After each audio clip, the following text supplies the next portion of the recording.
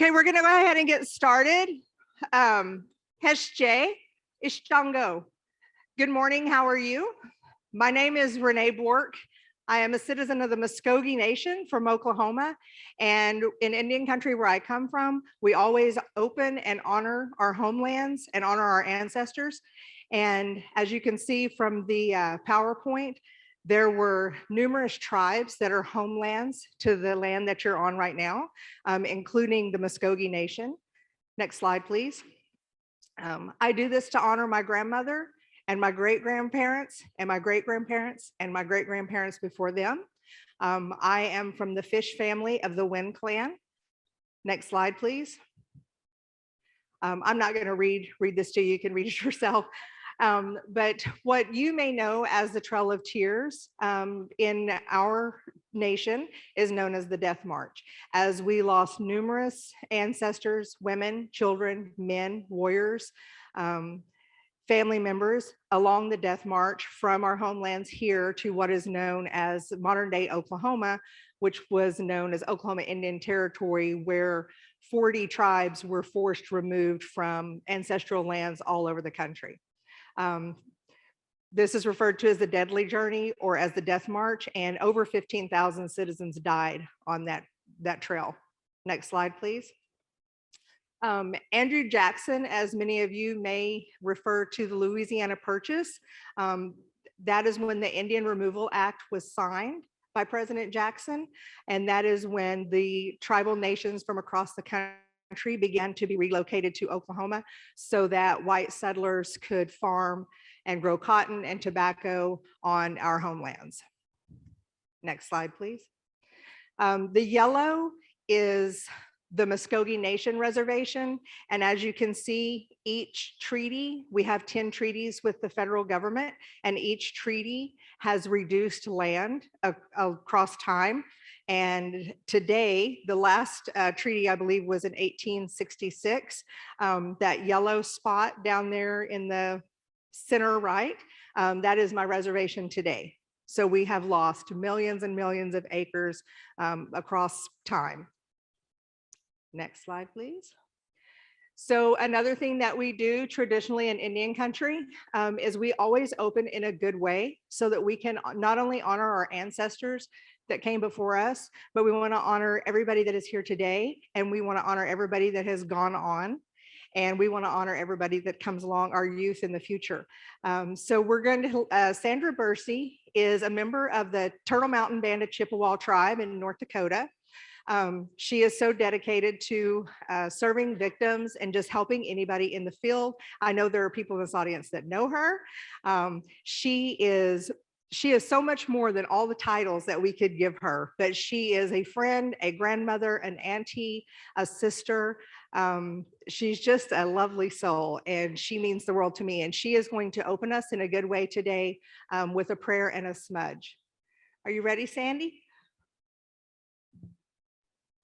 Yes, I am. Can you hear me? Oh, please say you can hear me.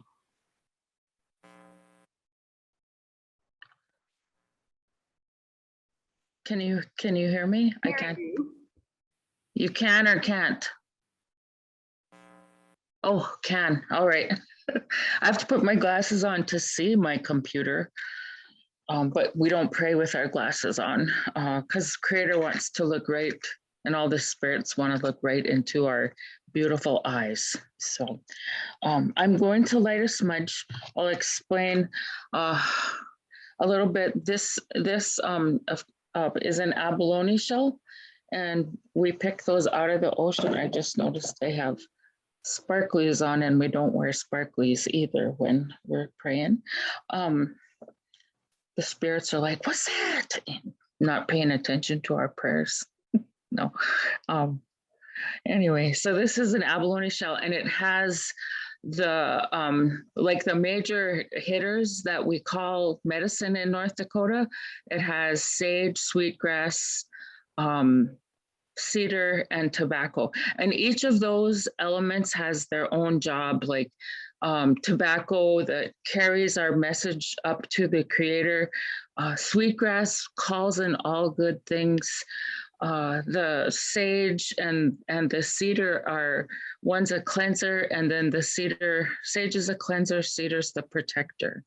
So, and that's how we look at it in the tribe that I'm from. So we mix it all up and it becomes, if I was there, I'd be passing around a cup of this so you could all get a smell of it. And I also encourage you all to have water by you and drink water throughout today, especially if when we attend conferences, I've noticed that I often get like sad feelings, mad feelings, not always such good feelings. So because some things really hurt us, and so just always remember to have your water by you. And when you ask this water, as soon as I smudge it, I'm asking it be my medicine, and it becomes that in just like that. So water is the number one medicine, and water is life. So where I come from, and probably where almost every tribe is, women are responsible for the protection of the water, and men are responsible for the fire. So I'll light my smudge. And I wholeheartedly believe that when I light this smudge here in North Dakota, that and I offer it to all of you, that you actually are blessed by the same, but just like I am. It doesn't matter that we're not in the same room. It doesn't matter, that we're miles and miles apart. We're still all related, and I share this medicine with you and with all of your relatives. So I'll start my prayer. Uju, Gitchimanadu, Creator, Tunkashala, Grandfather, God, Kagane Dung Mash Kiki Ikwe and Dishna Kaz, Webshki Makwa Indudem, and Anishinaabe Kwe. I said that my name is Keeper of the Medicines. I'm from the Bear Clan, and I consider myself an Anishinaabe woman. So, Creator, I come before you in this humble way today to ask for blessings for all the people that are on this, in this conference and work in this conference, and just a part of this wonderful conference. Please, Creator, protect everybody, keep them safe from harm. Don't let anybody contract that horrible virus that keeps us apart from one another. And let this water be your healing medicine to keep all those crummy diseases away. It's even good to not have a cold. So what I pray for today in this national audience is that we see each other's hearts. That's how we change things, I believe. If I can see your heart, and I can see the goodness in your heart, I know that we're coming from the same place. So that's what I ask Creator for today. I ask for him to open our eyes, open our minds, open our spirits, open our hearts to one another, because we do some of the hardest work, I believe, on earth. Helping families, helping people not to be violent. It's the hardest work I've done, and I've done child welfare. I've worked with people with disabilities, so I know this is tough work, tough work. And I want to just pray for it during this period of time when you're learning, that your mind is at ease, that your families that are back home, or maybe you're like me and your family's in the house, pray for them and pray for, their wellness, and pray for our entire country and actually the entire continent to be able to eradicate COVID and to be able to return to life in a better way. And it'll never be as we know it. It'll never be that again, but it can be good. It can be good. So I want to ask for that. And I just want to ask for special prayers for my sister, my tribal coalition sister, my do or die, my Renee Bork. She's very precious to me as well, and I miss her. I want to thank you for letting me do this prayer in a good way, and to join you guys today. I'll be with you, and just remember, everything you drink and everything you eat nourishes your body so you can carry on, and that's what I want to ask Creator for. I always ask also for special prayers for children in out-of-home placements, out-of-country placements right now. And just our children are so very precious. They carry our blood, they carry our lineage, and they carry, good and bad things. So just want to ask you, Creator, to keep a special eye on the children of our lands, how all my relatives. Thank you. Thank you, Sandy and Renee. No, I'm good. Do you want your water? Oh, that's mine. Don't take it. It's my water. She can't have it. Welcome to NTI, everyone. We're so excited to have you all in person. To get started, we have one more video. We have a special note from the new administration, Christina Rose, who was just named the new director of the Office for Victims of Crime. So she wanted to send a special video, and she has a special announcement. Rachel, is that video ready?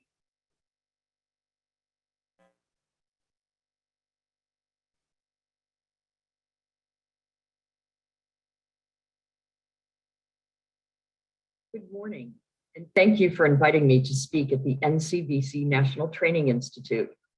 Special thanks to NCVC's fearless leader, Renee Williams, who I recently had the chance to meet and chat with. I was so impressed with Renee's commitment and passion for crime victims. You all are very lucky to have her.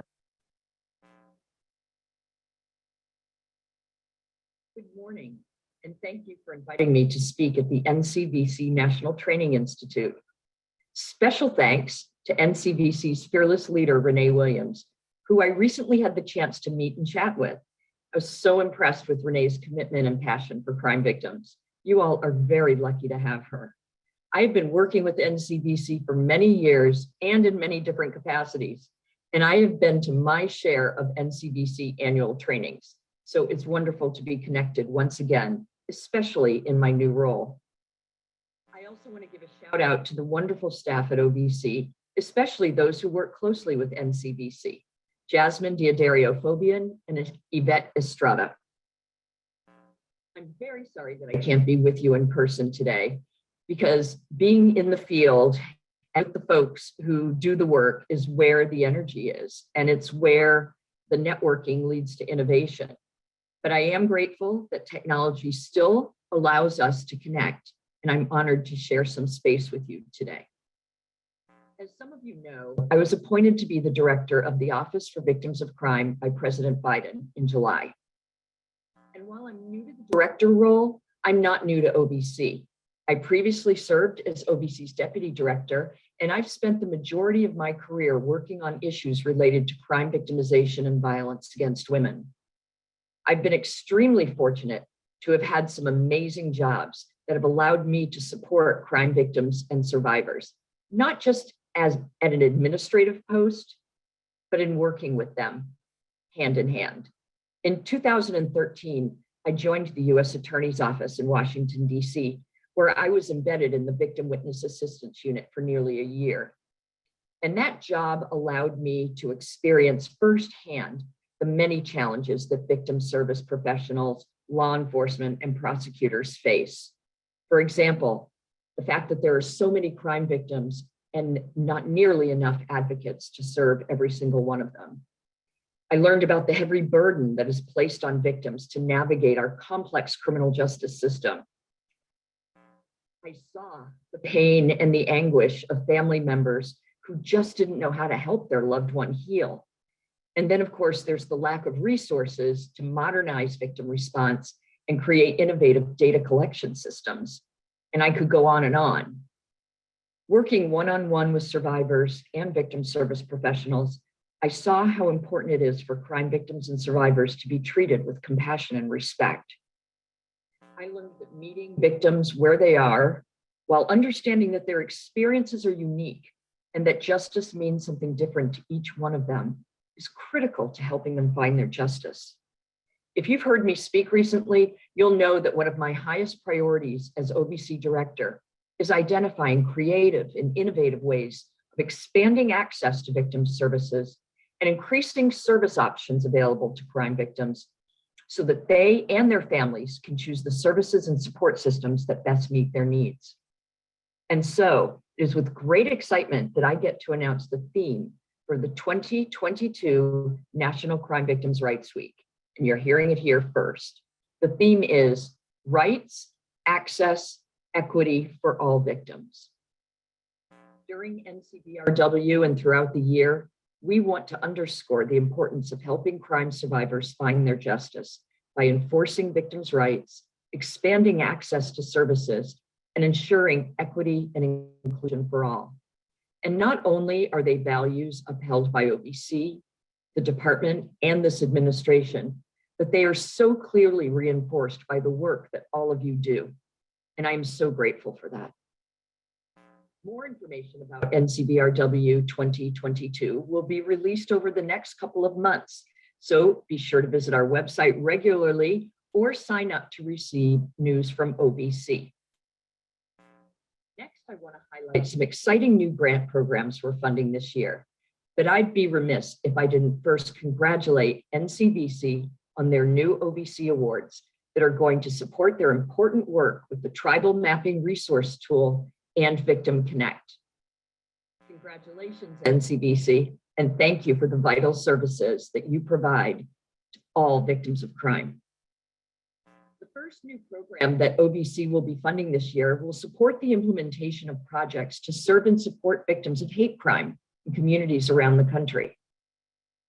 And secondly, we will fund the National Center for Culturally Responsive Victim Services. The goal of the center is to increase access to victim services and compensation in areas that have been historically marginalized and adversely impacted by inequality. The idea for this center was spearheaded by OVC's Communities of Color Working Group.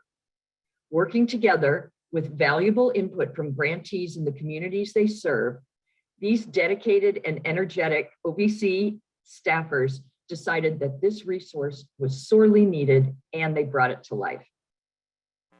Overall, I'm pleased to say that OVC successfully awarded all FY21 VOCA grant awards by the September 30th deadline.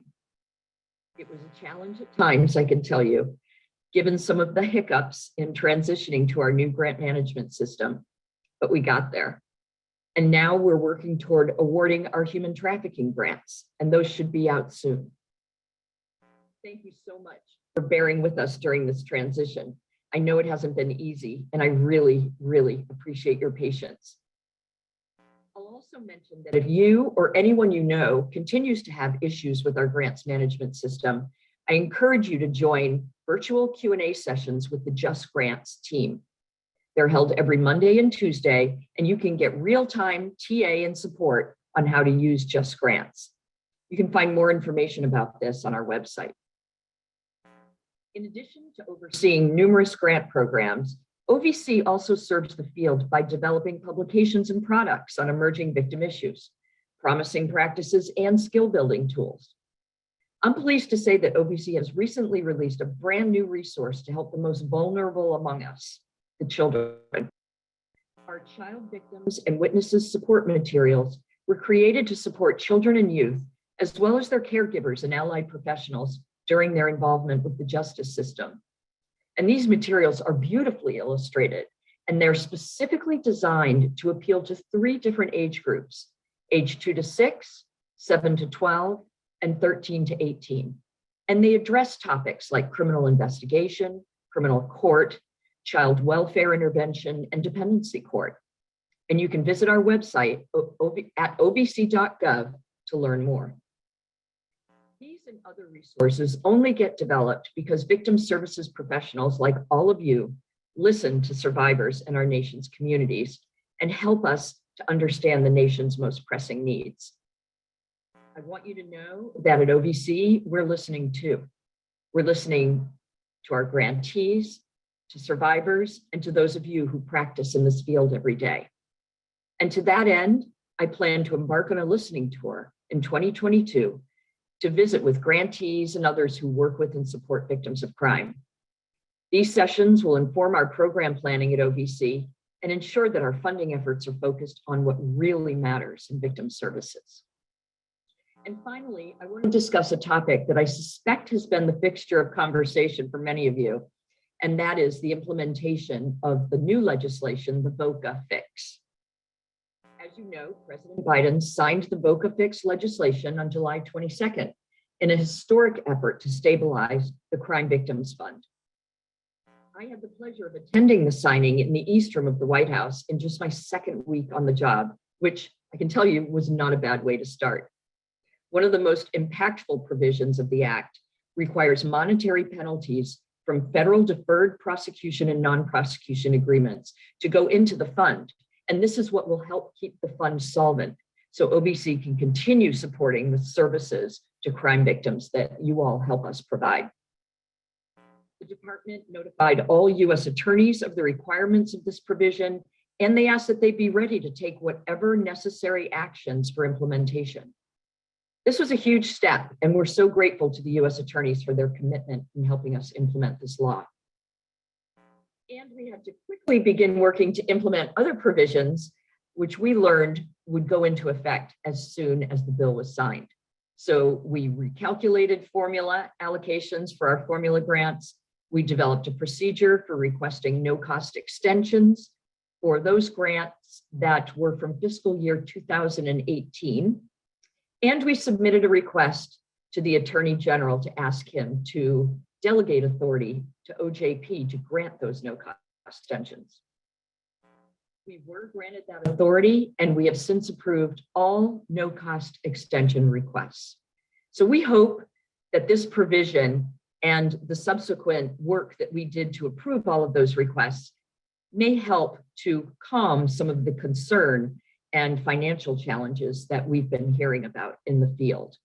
And I just want you to know that we will continue to implement the provisions of the VOCA fix, and I will do my very best to be transparent about our work to do that implementation. So let me end by simply saying thank you. Thank you for your service to crime victims. As advocates, first responders, researchers, policymakers, you are our allies in upholding victims' rights and empowering victims to make their own choices on their path to justice. And I hope you leave your training sessions encouraged, renewed in spirit, and accompanied by new tools and approaches that can enhance your work. We're so grateful for your partnership, and we look forward to amplifying your efforts to serve our nation's crime victims and survivors. Thank you very much for your time, and stay well. Thank you, Chris. So, as everybody else, I just want to begin on a note of thanks. It is so wonderful to see you all here in person, to see your faces, and for everybody that's joining us virtually. Thank you, thank you, thank you. You are making it possible for us to provide what I still believe is the best in class in victim services that's available anywhere. I also want to thank each of you for all of the work you do each day. As Chris said, thank you for your service. We would not be able to do the job we do without you all being the people on the front lines helping victims every day in their road to healing. So if enough people don't tell you thank you, please know that you have the gratitude of our entire staff. I've been asked to clear up a couple of housekeeping items, so these are the rules, pay attention. Please remember to fill out your session evaluations, which you can find on the conference app. If you have any problems downloading the app or any questions during the conference, please visit registration or find an NCBC staff member. We have the blue ribbons. We are all more than happy to assist you. Lunch will be provided today and Friday. It won't be tomorrow, but today and Friday, it'll be a boxed lunch. Just grab it and find a place to spread out. We're trying to keep some social distancing in place. If you need a quiet place to decompress, and I just want to warn everybody, we talk about hard stuff here, right? It's what we do every day. It's tough. We all need to take breaks. We all need to take mental health breaks. We need to take care of ourselves. We do have a quiet room and we have a nurse and others room. The staff is happy to direct you to those, but they are rooms 223 and 224.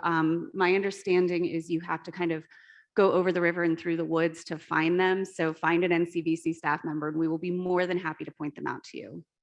I also want to acknowledge and thank my team at NCBC, especially Katie Mascalunas and Krista Anderson, but really every single member of my team. They worked so hard to pull this conference off, and you would never know we're all running around like crazy in the background, but they make everything look good. We have such a fantastic team, and I'm so proud of this team. So actually, I'm going to ask you to applaud them, even though I don't think they're in here, but still.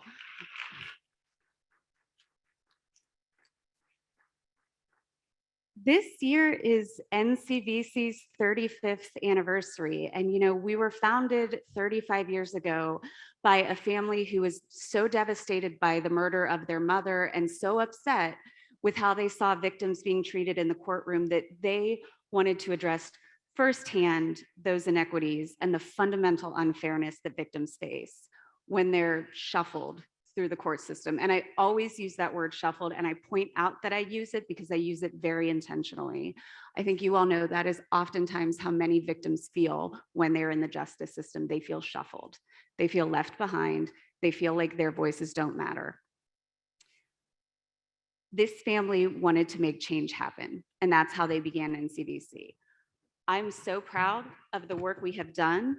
Our focus has always been to make services more accessible, promote victim-centered trauma-informed methods of crime response, and advance victims' rights. We have achieved so much together in 35 years and even beyond. But if this year proved nothing, it proved we have so far to go. With the Bill Cosby reversal, with the Larry Nassar investigation that Simone Biles testified so eloquently at, we have so much further to go. Recently, NCVC has begun encouraging the field to address the needs of survivors in historically or underserved communities. We've had quite a few successes, but there is still so much more work to be done. Victims who are from communities of color or low-income communities always are the most harmed, but they remain the least helped. Now, more than any other time in the victims' rights movement, we need to reach into the communities that are hardest hit by crimes to provide them with information about how they can be helped and access services. Getting help when you are a crime victim should not be difficult, it should not be a struggle, it should not be hoops, and most importantly, it should not be re-traumatizing. We also need to take a look at how we define public safety and victimization. For too long, we have placed victims and those who have had contact with the criminal justice system into two different categories, allowing the former to always receive services while the latter is denied them. This is a false dichotomy, and we need to stop using it. It is harmful to both victims and public safety. And this leads me to our opening plenary, and I'm going to ask my panel guests to join me on stage now. I have the honor of moderating our first plenary this morning, and it is presented by the Safety and Justice Challenge through the John and Catherine MacArthur Foundation. This is advocating for all, the intersection of domestic violence and incarceration. That dichotomy I talked about, that's very real, and it puts people in danger. So with this, we are going to highlight the intersection of trauma, domestic violence, and incarceration through voices of those with lived experiences and an expert specializing in juvenile justice. We're going to examine the school to prison pipeline that we hear about so often but don't tend to unpack, and especially how that affects young women. We're also going to look at how trauma can lead to harmful behavior and what services are needed for women and girls to address their trauma while incarcerated so that they can re-enter society and be safe. I'm honored to be joined by our panelists, Donna Hilton, Tanisha Murden, and Dr. Sandra Pavelka. And they're going to join me on stage now.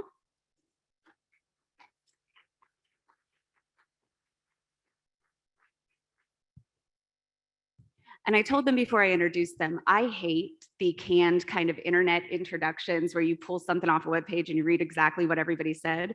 So they are actually going to introduce themselves because they will tell their story so much better than I will. But before they do that, just an overview of how we're going to do this. We're going to have a question and answer period after they introduce themselves for about 30 minutes. We will open it up to questions. Those will all be on note cards, and Deidre, who is my colleague, and I don't see her right now, but Deidre will be collecting the note cards or the questions somehow, but she will get the questions. So if you see Deidre, she's wearing a flowing shirt, she'll be handling everything. Thank you guys for joining. Thank you for having us. Tanisha, would you like to start by telling, well, that's not fair, I'm putting her on the spot. Who would like to start? I actually can start. My name is Tanisha Murden. I am a member of the Speaking Bureau back in Washington, D.C. I am an author of a book called Success. I'm a life coach, a mentor, and I'm also the program director of The Wire. Hi, I'm Dr. Sandra Pavelka. I've been called many things, Dr. Sandy, Dr. P, Sandra, but mostly I guess at this point in my life, I'm a professor at Florida Gulf Coast University. I'm also the CEO of Community and Restorative Justice Associates. I've been working in the field of restorative justice for, 25 plus years now.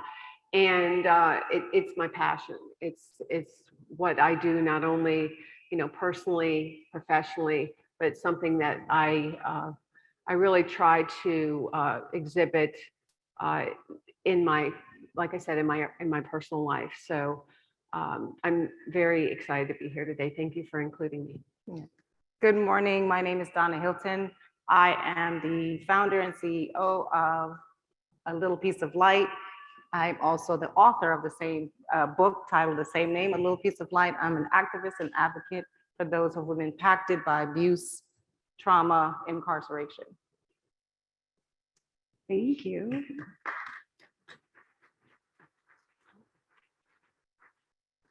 So I want to start, and I want to start with this preface. I know that even though we deal with trauma and everybody has the opportunity to deal with it in their own way, if there's anything that I ask that triggers any of the three of you, please do not feel compelled to answer, just because things take over when we least expect them sometimes. So if there's anything even that we previously said, just give me a heads up. So starting with that, Tanisha and Donna, could you share your stories with us with trauma and victimization as children and then coming into adulthood?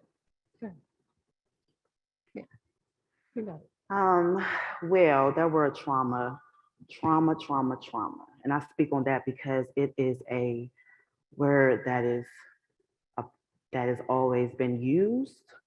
But for me, I am a survivor of domestic violence. I'm also a survivor of sexual abuse, human trafficking. I've been in bandits. I've been raised without a father.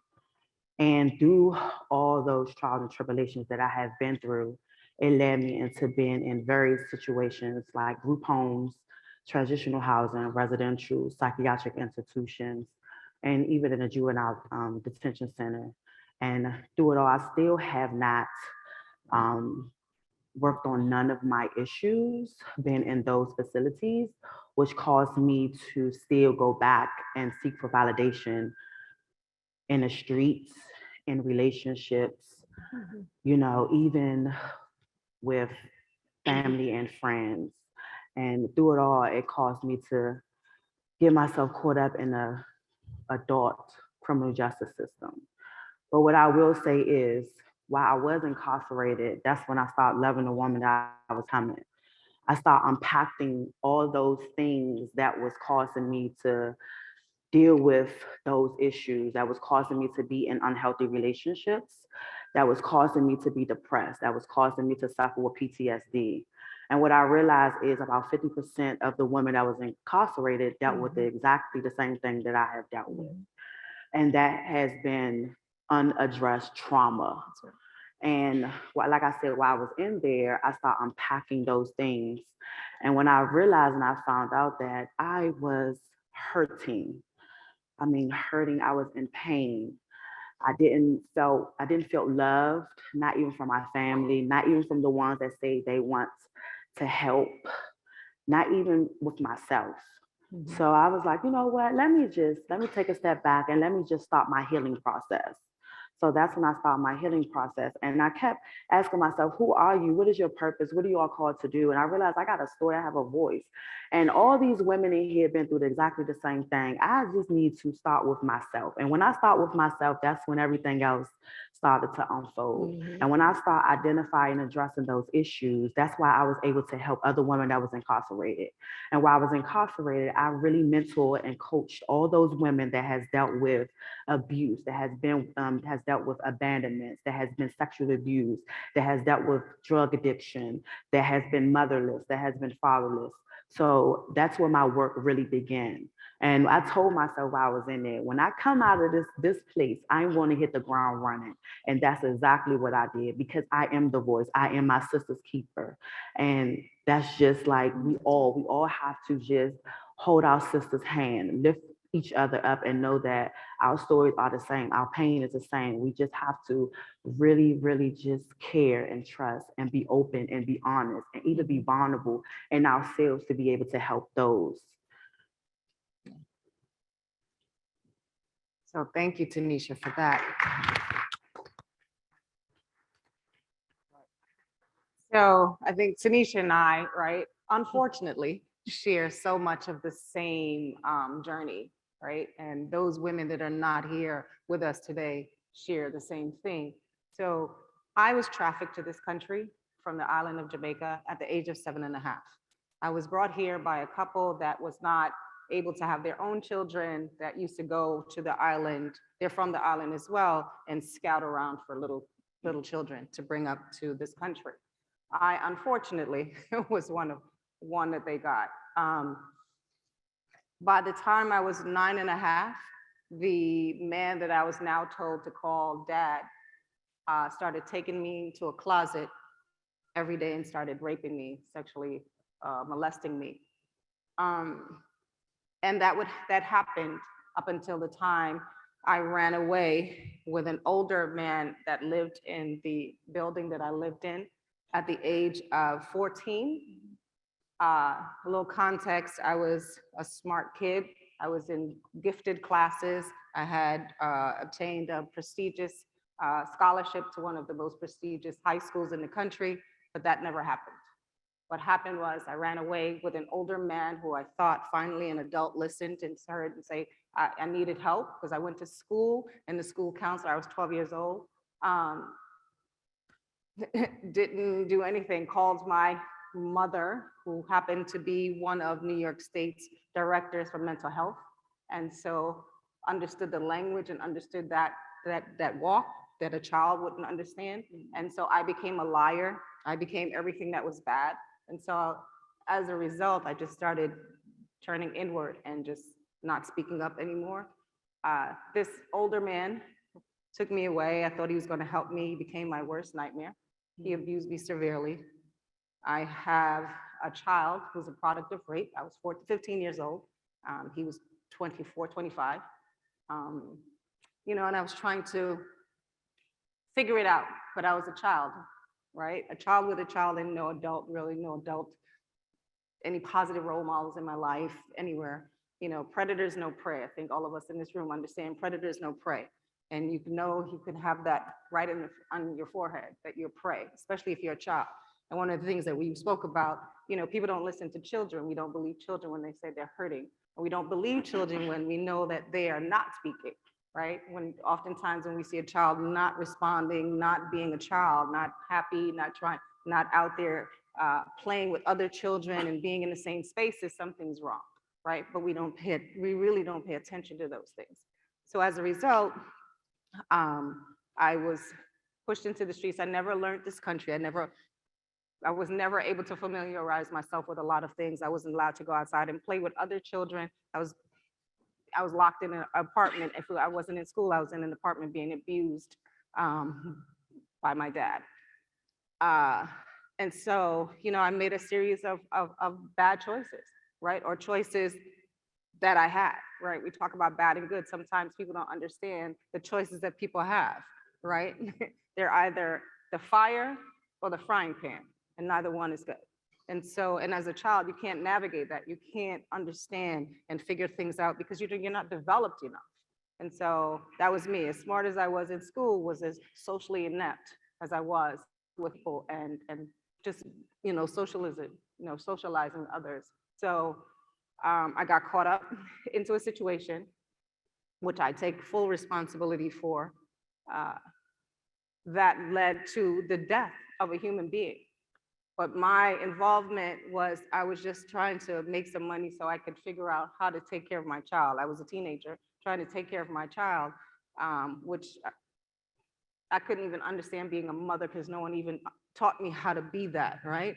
And I was trying to figure it out. And so I made a horrible decision to say I was going to witness something, and it turned into a kidnapping and a murder. Just giving you context how the two can just, you know, they can marry really quickly. And it was a crime. I walked right into a crime. And I became a victim in the crime as well.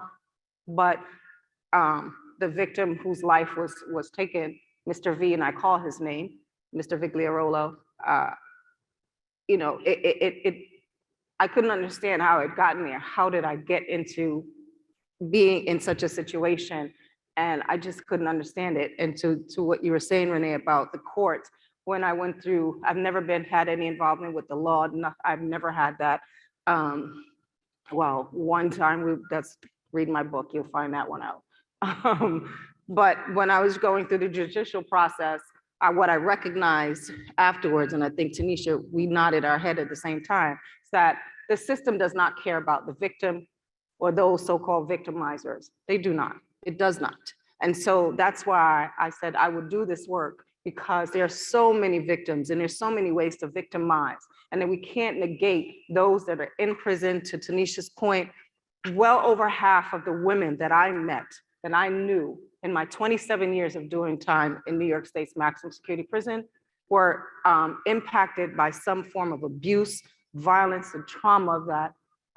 And what happens is this country likes to lock it up and throw it away, or act like it doesn't exist. And so I'm thankful that I'm here. I'm thankful that we're here having this discussion, but I want to be really honest and make you uncomfortable to know that those of us that are considered victimizers or monsters, majority of the times have been victims ourselves, and no one has addressed it. And we need to listen to children. We need to go back and look at that and look at ourselves and to say, why do we not listen? Why are we not really seeing what's in front of us? And why are we denying that it exists? And so I'm here today to do that because I want to make you uncomfortable. And I think that's a great point. And thank you both so much for sharing that. And Donna, you bring up a great point that 90% of those incarcerated have a trauma history that has not been handled or dealt with. So that was an excellent point. Now, Dr. Sandy, hearing both Donna and Tanisha's lived experiences, can you set the table and tie those to science, back to science for us? How does that, what might make a young girl who's experienced trauma view the world in a different way? How does this tie back to the science? And keeping in mind, this is a room full of victim advocates. What do they need to know and look for? So first off, thank you so much for sharing your stories. We know it's difficult, we know it's challenging, but so important to share your stories in hope that we can help others. So in terms of tying this to the research, to the science, we know that hurt people hurt people. We've heard that before, but it's the God's honest truth.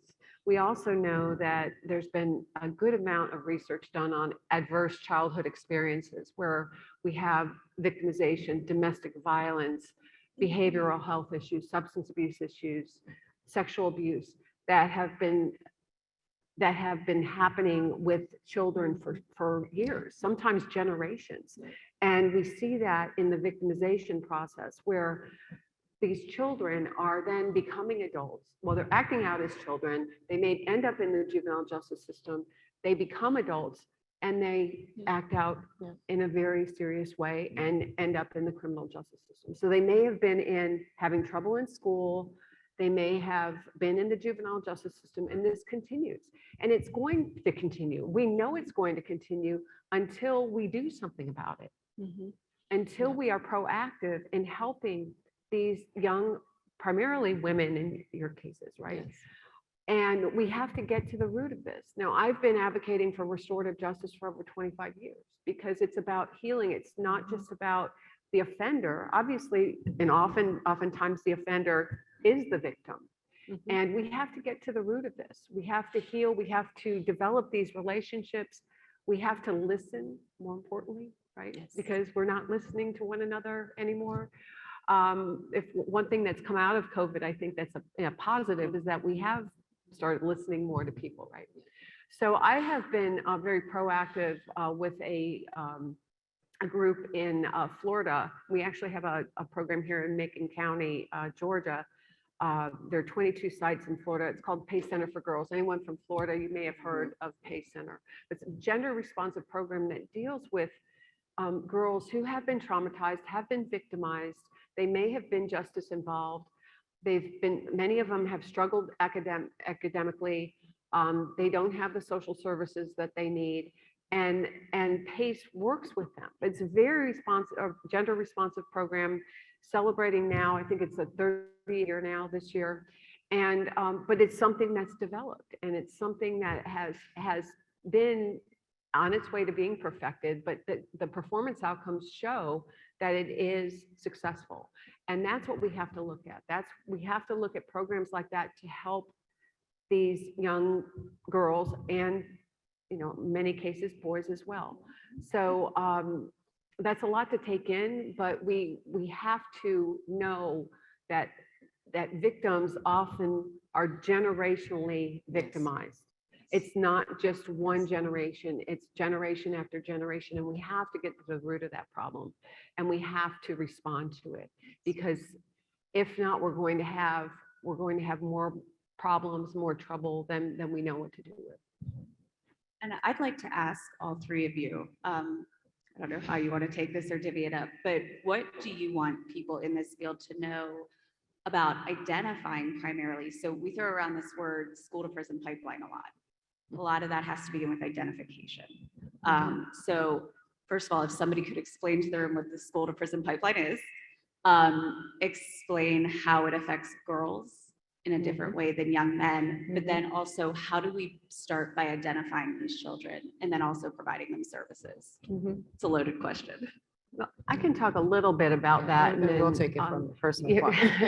well, so basically the school to prison pipeline looks at how discipline has been treated with youth in schools, and how when they start acting up at a young age and end up in the justice system through punitive measures, one thing leads to another: juvenile justice system, adult criminal justice system. And there's a way to break that. And I do a lot of work with restorative strategies, restorative practices in schools, where we're not just, we know these children are acting up, not only women, young girls, but boys as well. We know they're acting up because something is going on. Normally, children don't act out just to act out. We know that there might be alcoholism or domestic violence in the home. There might be drugs, whatever's going on. We need to get to the root of that issue. And I kind of alluded to that earlier. So in order to break that school to prison pipeline, we have to start identify and address those needs early on in the schools, not just expel them, suspend them, because guess what? That's not the answer. That's not going to help. So we really need to look at what can we do at this early age to listen, to develop these relationships, and to respond, to develop case plans to help those young boys and girls so they don't end up in the juvenile justice system and ultimately in the criminal justice system. I want to speak a little bit about that we have to be vulnerable within ourselves and be open to be able to deal with um, young girls and boys that have suffered from varieties of abuse, varieties of different things. And also, we have to change the language and how we are communicating with our youth. Sometimes I see a lot of, mentors and counselors, afraid to meet them where they are. In some cases, you have to, put that behind and really meet these children where they are.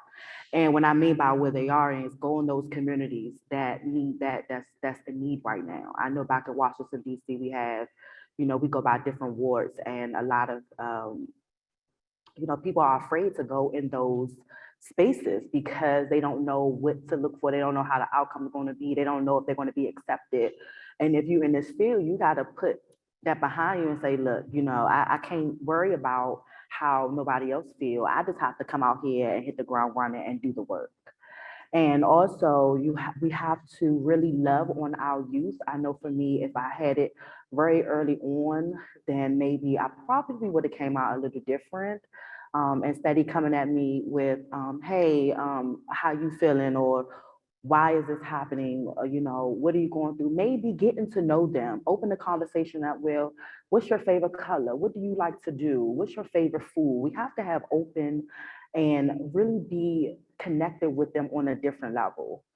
And I was speaking to someone yesterday about that, that we really just have to just really shift the language and just understand that this is a generational curse that needs to be broken in our community. And even though you're helping that child, you have to help the family. You got to realize the mother may have dealt with unhealed trauma that she probably is not ready to address or ready to work on. And then you have to realize her mother has been through trauma and her mother has been through trauma. You have to understand that fathers go through trauma as well. And that is something that's not addressed either, and why they are not effective in their children's life, because they are missing a father in their life. So there's a lot of layers that needs to be peeled back, that needs to be addressed and identified. But you have to start with at least one family. You start with one family, then everything else will fall into place. But it has to start with someone. I'm gonna twist it a little bit. I'm gonna be really clear and raw.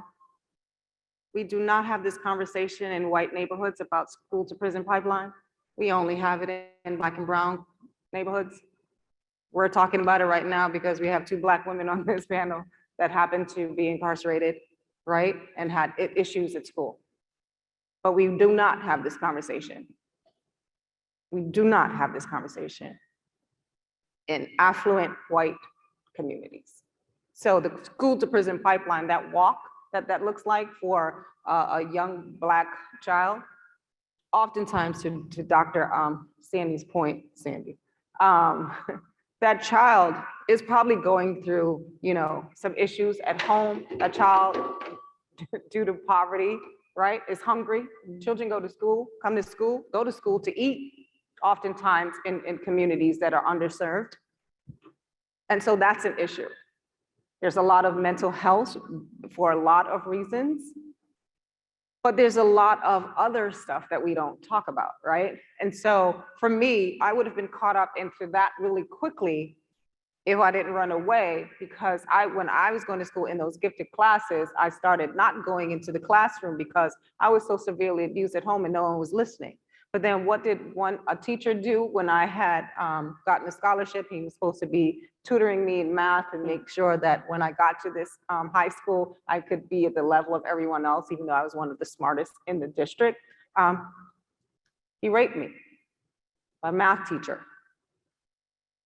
That would have quickly flipped on me, and I would have become the child that was bad. That's how easy that can happen. Those things happen. We have children that we know are dyslexic in our schools, and because they can't read, they're picked on, or sometimes we have teachers that do pick on students, right? Little kids, because of that, and not trying to understand. Immediately, Black and brown children are, given medication. They have to take mental health medication, whatever you want to call it, because that's the response. Not to talk about it, not to see what's going on, but to just do something as a quick response to shut them up and to dismiss them. And then when the behavior continues, then they're a problem. Then you call the police into schools in Black and brown communities to address the problem. Police should never be the first responders. Police should never be the first responders for anything. We have people in this room that understand this, that do this work. You should be at the front lines. We're out there at the front lines, responding to everything because we know we've lived it, we know it, we understand it. And so that's what we need. We don't need police overwhelming our schools and overwhelming children. That should never be the response. How do we treat children? Because of the color of their skin, because of their socioeconomic background, because their zip code, area code, whatever is different than yours. So we treat them differently. Children need to be nurtured. Children need to be hugged. Children need to be believed. Again, I go back to that because that is a root problem. We do not believe children. We do not listen. When children act out, we need to see what's going on. Oftentimes we act like it doesn't exist. We negate the whole entire thing. And so that's what leads a child into that school to prison pipeline. And it is, we have to call it what it is. It's a racial thing. We do not have this issue in other neighborhoods. We only have it in Black and brown communities. And let's be clear, Black communities. We know that we should not have police responding to a lot of things. We should be there as well. We should take control of this.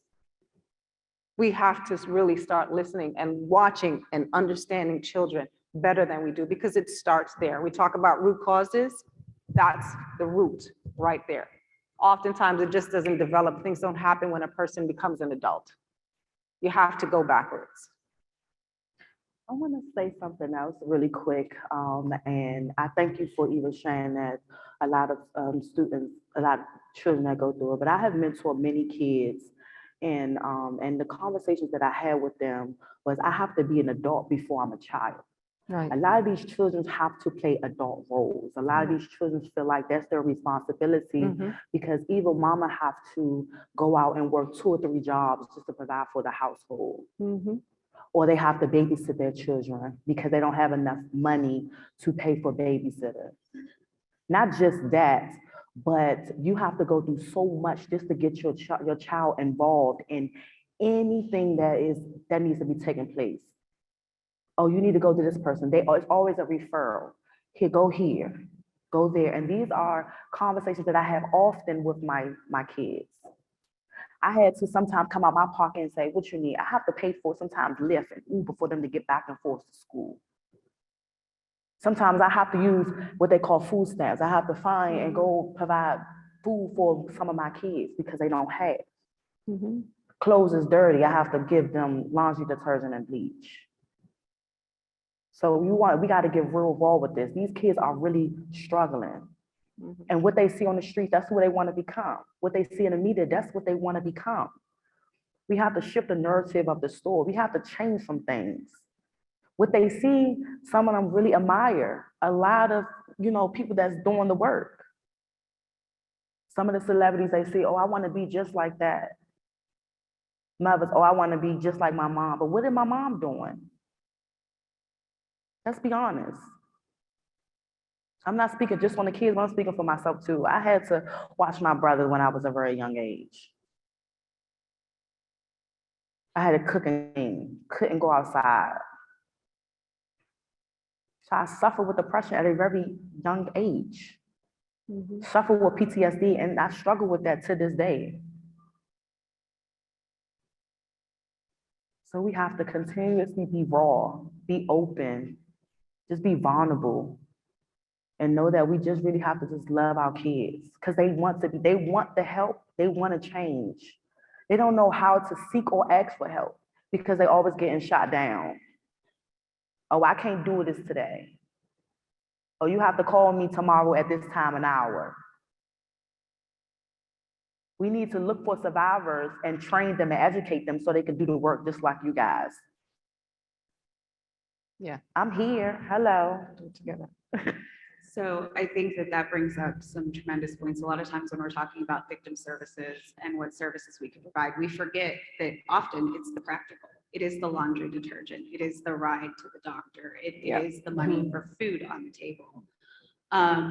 But we also forget that even though we offer a tremendous amount of services, or we think we do, right? And I had this discussion with my team, we could have every service in the world, every service in the world. If you don't have people that can get to them and you're not helping them get there, those services are pointless. So I'd like all three of you to talk both not only about what services you think could be provided that would be helpful, and Dr. Sandy, maybe you could talk about what you've seen actually work, but also how do we bridge the gap to get folks there?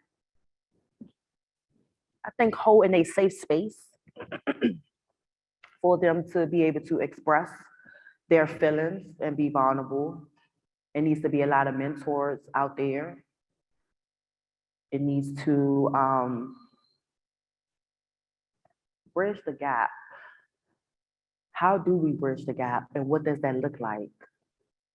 For me, looking outside in, start with just one family, and I keep saying that. Bridging the gap with just that one family, because it's broken within the family. It's broken. They don't have trust. You have to be able to build trust with one family. And when you start there at one family, everything else will fall in place. Educate the MPD, educate others. Have these conversations often, not just once a month, but often. Every week, you need to be having discussions about this. We need to be talking about this. So that's what I feel about bridging the gap and resources. So a couple things, certainly developing those relationships. I go back to relationships, and it stems to everything I think that we've talked about today. But if you look at the schools, schools are supposed to be a safe place. They're Right. supposed to be a Right. safe place. Exactly. Oftentimes they're, mostly they're not. We have to Right. get back to that somehow. And again, it's with those counselors in the schools, it's hopefully with the teachers. And it's almost like we need to do a reset button, because where we are now is not where we need to be. So developing these holistic restorative schools, I've done a lot of work in Florida, some work nationally on this. And it's just so important to look back how we're talking with one another, the relationships we're building, how we're responding to children who are good kids. Then, of course, those who are good kids, but they're making the wrong decisions. So we really need to step back and develop these restorative strategies and work with one child, one family, and move from there. Something that brought me into PACE Center for Girls, I've served I helped start the PACE Center in Lee County. I've worked with the PACE Centers within Florida, and served on their local board, on the state board. And that's what they're doing in a gender responsive way, just for girls. And they have a specific girls curriculum. They have the social services. They have the academic performance outcomes that they're actually attaining. And it speaks volume for the commitment they have to one girl, one family, and how they then now have served over 33,000 girls over the span of almost 30 years. It's incredible. So, but it hasn't been easy. They've worked on it. So that's just one program. They're community-based, and it's been very effective. So there are a number of ways we can address these issues. But again, it goes back to developing those relationships, and how do we approach things differently? How do we get so these children aren't being victimized, but we can then turn this language into them being survivors and overcoming. Well, I want to challenge y'all. I want to challenge you to reach out to my organization, to organizations within communities that are doing the work, but you would never know, because you would never know, all right? I would challenge you to do that, because there are a lot that exists. We don't have to reinvent wheels. We don't have to reinvent them. But what we should do is support them. It's very difficult being a Black woman, Black immigrant woman, Black immigrant, formerly incarcerated woman, to even get funding and support to do this work. My organization, the vast majority of the people on, the overall majority of people on my team have been impacted by incarceration and unfortunately abuse. That's the thing.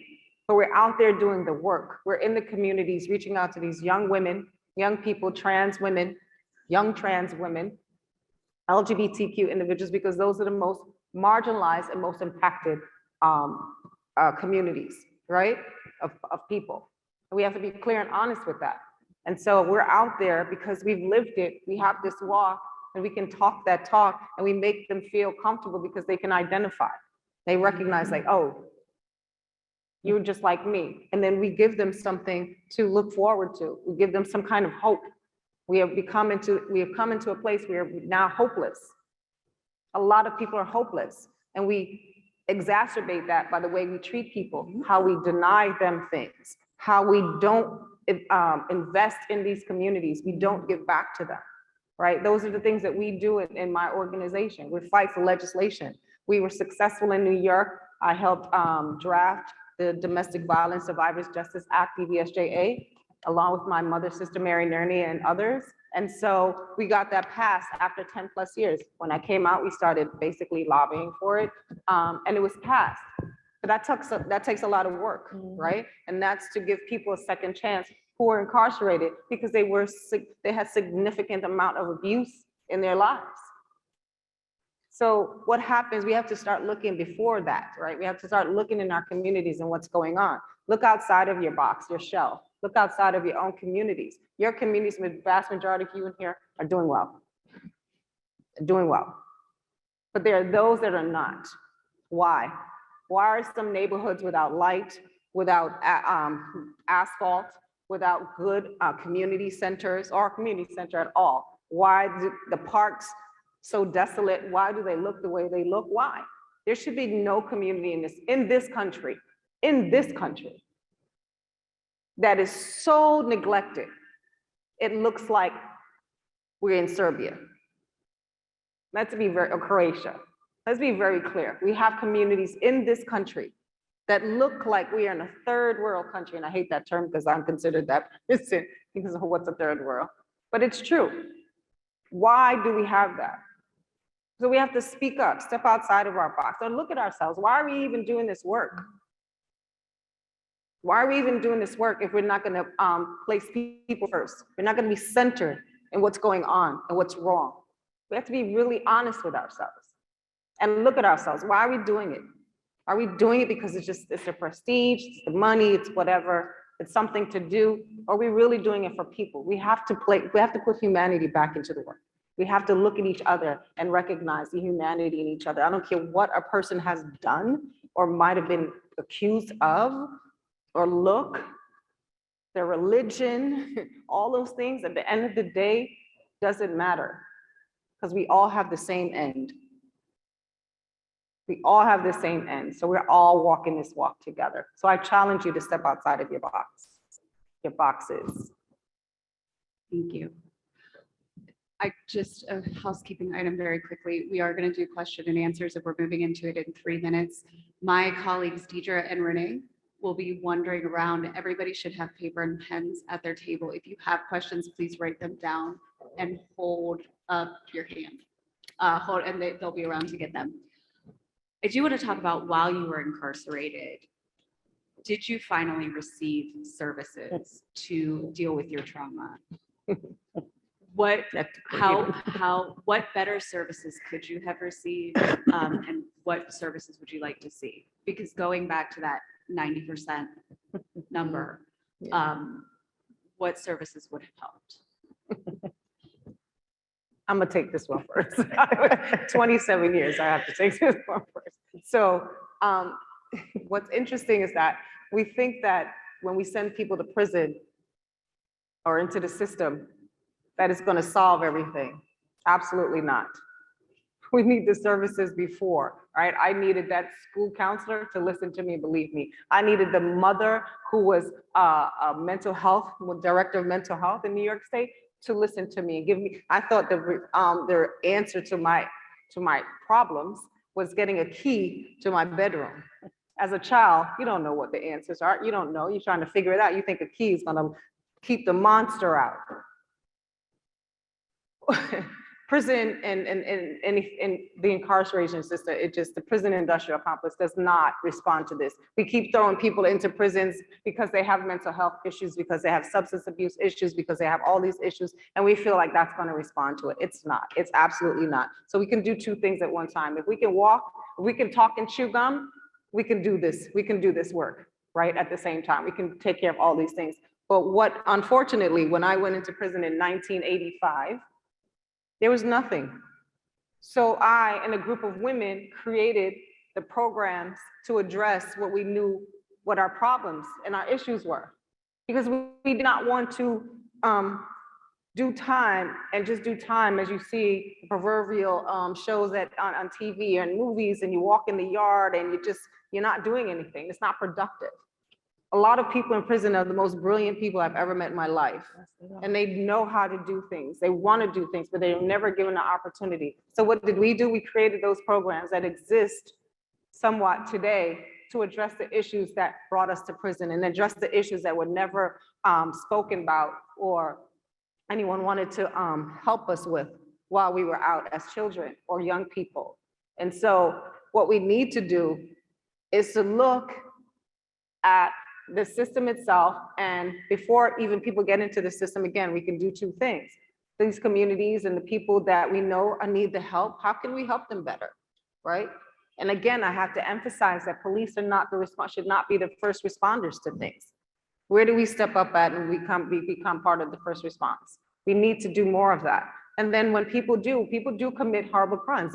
People do need time out. I call it time out. You need some time out. But what do we do? How do we treat them? Do we treat people as monsters? Do we treat people? Do we torture people while they're in the system and expect them to come out, because the vast majority of people are going to come out one day? I don't care if it's 30, 40 years later, they're going to come out. So how do you want the person to come out? Do you want them to come out as a whole person, to understand, recognize their own humanity so they can see the humanity in you so they will cause no further harm? We have to look at that. If we say that we're focusing on victims, then we have to look at why someone has victimized someone. And how can we stop it? Now, how can we lock it up? Because locking it up is a Band-Aid. It does not cure anything. And that's all we've been doing, is putting Band-Aids on things. For decades, Band-Aids. The Band-Aids now, they never worked. They never worked. And if COVID didn't reveal anything to us, I'm sure it revealed that a whole lot of the things that we've been doing, we were dogs chasing our tails. Let's do this a little differently. I laughed because that question is funny, and I get asked that question often. But if we have healing circles within the prison, if we have emotional awareness that help them to address the emotions behind them, if we have more anger management classes that can be able to assist, if we have life coaches that can coach one another, if we have a drug addiction counselor that could be able to assist them with the addiction, if we have someone who suffered with sexual abuse, we need to place someone in there with that experience and that has been through it like they have been through it. Mental health is really is a huge stigma, especially with our community. It's a huge stigma. What triggers them? Job development, how they can utilize their, I use this word, their hustle mentality into CEO mentality. A lot of them women and men that has a lot of gifts and talents, especially the women. They are so gifted. How can we turn that into a job? How can we turn that into a business? Resume writing. What does that look like for some? Some was in there, I'm gonna give an example for prostitution. How can you switch that prostitution into a skill set? Because that is considered a skill set. Even drug use, how can you turn that into a skill set? How can you turn those into a skill set? We need to teach them. Shift the story. Your negative can become positive. But even those people that has experience, although I think it needs to be a transitional house or a group home to assist them first, to address the issues instead of just throwing them in the prison system. How can you talk to a sister and say, well, that's all I know is using drugs. You think prison is going to help her? Absolutely not. In some cases, yeah, it may save her life. But once she go back out them doors and don't have those resources, she's going to go back to what she's know and what she's comfortable with. So we have to have programs and services that address all different issues, because one counselor can't help everything. It's going to be very overwhelmed, one. It's going to be tough trying to deal with everybody. So we need to find survivors that we can train, that you guys can train to be able to go into the prison system and do the work, or even before the prison system and do the work. Yeah, if I could just pipe in for a second.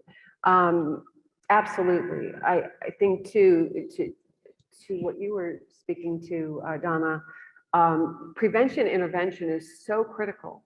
But up to probably 10 years ago, prevention and intervention was not a thing. Right. It was not funded. Yeah. They didn't believe it worked. Of course it works. That's where we have to get, we have to get to the root of the problem before it escalates. We know that. It makes sense. Okay, well, it wasn't funded then, it is now. So let's work to our greatest extent possible to have this at every different level of this continuum. Yes, when there are oftentimes now we have inmates who are getting out, reintegrating into the community, and they're just left out. So of course, where are they going? They're going to go back right where they were. So having those services within the prison and the jails are so integral. I'm actually evaluating, we have a reentry grant in Fort Myers with the Fort Myers Police Department and Bureau of Justice Assistance to develop restorative reintegration and to help those who are reintegrating. But again, when they're out, that's probably a little too late, right? I mean, I don't want to ever say it's too late, but it should have been, well, they should have gotten help years ago. They didn't. So getting into the prisons and jails before they're let out, having those healing circles, having those dialogue sessions, getting the counseling they need. So when they get out, we can further that and just invest in these individuals, because as you said, many of them they're smart, they're artistic, they're bright, and they have so much to offer. Let's turn that negative into a positive and turn them into productive citizens. That's right. We're almost out of time and I want to get to these questions, but I do want to highlight something that's very important that you all said, but that we didn't really emphasize. You know, there are services that are provided in prison. They're called reentry services. But one of the things we don't focus on that NCBC is actually going to be taking a look at in the next year is reentry services for re-victimization. So we always look at making the person whole, but what we don't look at is the fact that incarceration is legalized discrimination, and therefore people cannot get the same jobs. They are discriminated against getting jobs, and that puts especially women at a much higher risk of being re-victimized again and being a victim of crime themselves. And what we know is oftentimes they will not seek help because of their previous incarceration. They will not go to the police. They will not report it. So I just wanted to emphasize that as well, as a topic for people to think about. We have several questions that I'm trying to lay out in front of me. And I first want to start with, thank you for sharing a very difficult period for the education of us. How did you all find the strength to change, and I can't read that word, but how did you find the strength to change your behaviors of abuse that were presented to you as normal when you were a child? So I can say for me, I got tired of being sick and tired of being hurt, and I got tired of being sick and tired of being in the system. So I really had to, like I said, being incarcerated, it was a blessing for me, because that's when I started really loving the woman I was becoming, and that's when I started addressing, identify all my issues. And then I realized this is not my story. I went through this just to help other women that has gone through exactly what I have been through. So I had to really get tired of myself, and not everybody is at that moment. And I had to really tap into my spirituality and say, this is higher than myself, you know. And even just really just taking the time to do a lot of self-healing and doing the work within myself, and just knowing that my sisters really need me. You know, I can't keep holding on to all this baggage, and I can't keep holding on to all this hurt, because I'm blocking my own blessings. I'm blocking my own growth. And I know I have a lot of gifts and talents that needs to be revealed and needs to be out there. So the longer I keep prolonging my process, that's what I'm saying. Everybody is not where I was at that moment. And it takes a lot for somebody to get here, but a person have to be tired of themselves. And that's what I was. So I knew I had more. I knew I had more to give. I've always been great. I've always been a writer. I've always helped people. But like I said, my trauma and my experience has, you know, kind of like derailed a little bit of those greatness in myself. You know, I hear that and I automatically go, what I'm looking at and hearing when I heard that was what the media and some folks have created a narrative about me, who I am, who I never was, right? I'm a public figure, so I spoke at the Women's March, and ever since I spoke at the Women's March, I became a monster, I became a torturer, I became a rapist, I became all these things I've never done.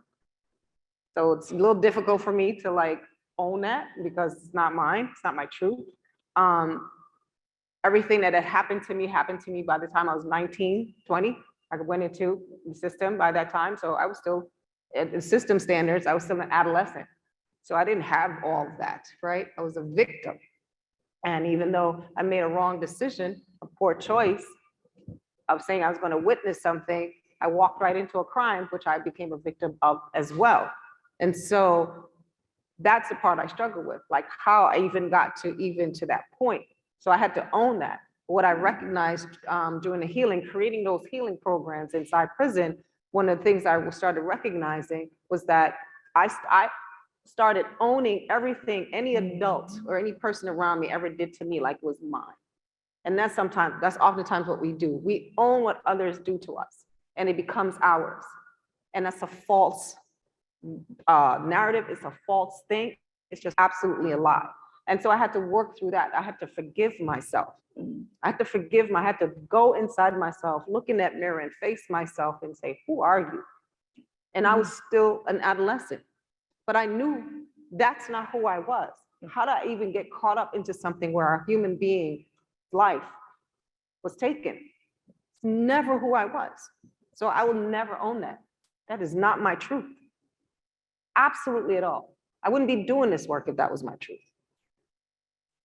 I believe that we all have good in us. We were all born with love. I don't care how you got here. All we know as children, when we come into this world, is love. We don't know anything else. We're taught everything else. So I needed to unlearn all those things that were taught to me and stop owning it like it was me. I would never harm anyone, ever harm anyone. And I have not harmed anyone. Not intentionally. But I had to look at myself and dig deep and find out how I got to where I was. And those were ugly truths, though, right? What I recognized was like every person that I went to help, to ask for help as a child,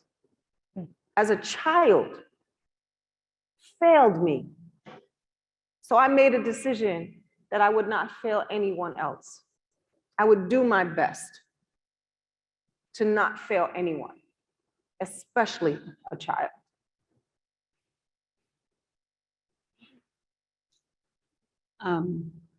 We're at time. They're amazing questions. So everybody, if I did not get to your question, please know that all of us are going to be around conference, I believe, for the rest of at least the day, if not the full conference. So please pull us aside. That's one of the beautiful things about being here in person, is that we wonderfully get to see each other. So please make sure you get to ask those We'll go 5 minutes over because I'd like to give each of you the opportunity to give us any last remarks or closing comments that you want this crowd to take away.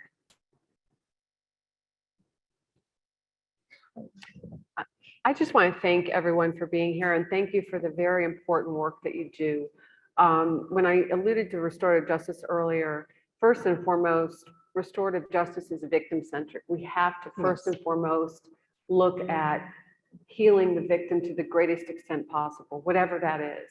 And again, oftentimes the victims are those who act out and become justice involved. And we have to be sensitive to that because I don't think we give that enough energy. We don't give that enough credit. And so with that, just thank you for all the work you do. Thank you to these two incredible panelists. I have nothing at this point because y'all are awesome. Thank you so much.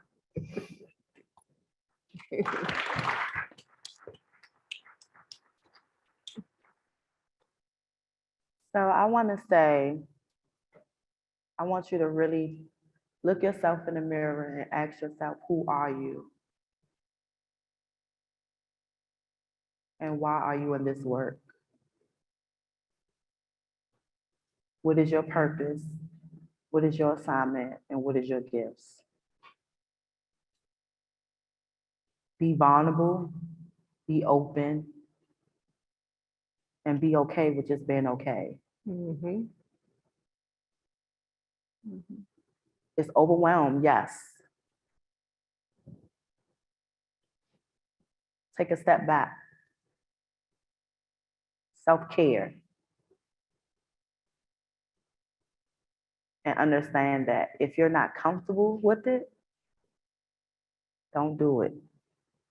If it doesn't feel right with your spirit, don't move on it. Do what you know to do best. We all have greatness in us. Let's get out of our own way and let's do this work because it's work that needs to be done. Unity. We need to come together with love, peace. And remember, my story can be your story. We no different from one another. No different at all. So let's love one another. Let's embrace each other. Start giving hugs again. Having dinner at the dinner tables again.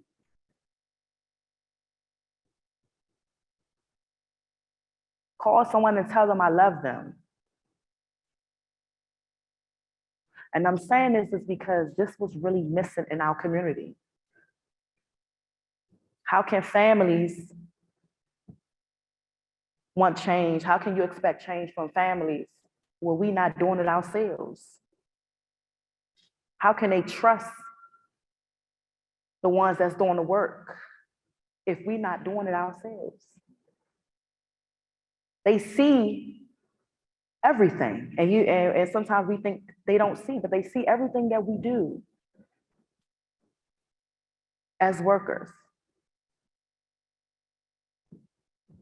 So if they see we coming together, they're gonna come together too.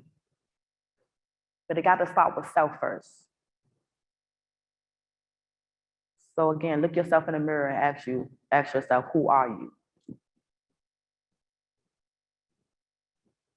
Again, I'm going to challenge y'all.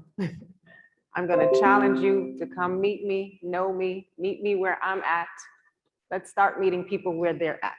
Let's stop expecting people to be who you want them to be and allow them to be who they are and accept that. And to Tanisha's point, love that person for who they are, not a behavior, not an act, but for who they are as a human being. See the human being in a person. Don't see color, don't see gender, don't see religion, don't see someone's sexual preference or whatever. See the human being. see the person, meet the person where they're at. We expect too much from people. We expect too much from kids, from children. And so we often fail in our expectations because we want people to be and do who we want them to be and to do, what to do. And so I challenge you to get to know me. My name is Donna. What's your name?